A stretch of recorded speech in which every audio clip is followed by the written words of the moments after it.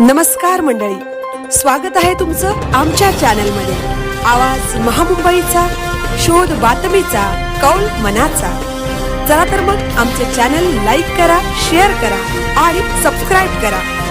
धन्यवाद। चांगभलच्या गजरात ज्योतिबा डोंगर दुमदुमला। चैत्री यात्रेसाठी भाविकांचा महासागर कोल्हापुरात दाखल।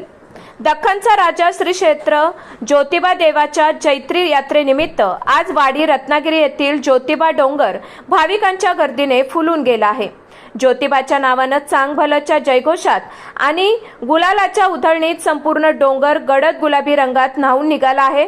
राज्यासह परराज्यातून भाविकांची हजेरी। या यात्रेचे मुख्य वैशिष्ट्य म्हणजे केवळ कोल्हापूरच नव्हे तर सातारा, कराड, रत्नागिरी, रायगड यांसह संपूर्ण महाराष्ट्राच्या कानाकोपऱ्यातून भाविक मोठ्या संख्येने दाखल झाले आहेत।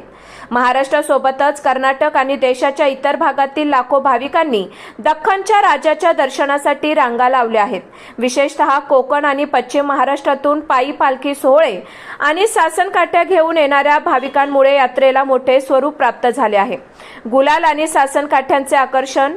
ज्योतिबा यात्रेचे मुख्य आकर्षण असलेल्या मानाच्या सासनकाठ्यांचे आगमन होताच भाविकांचा उत्साह शिगेला पोहोचला।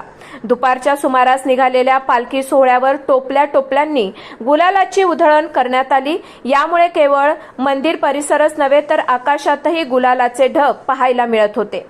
प्रशासन आणि सेवाभावी संस्था सज्ज।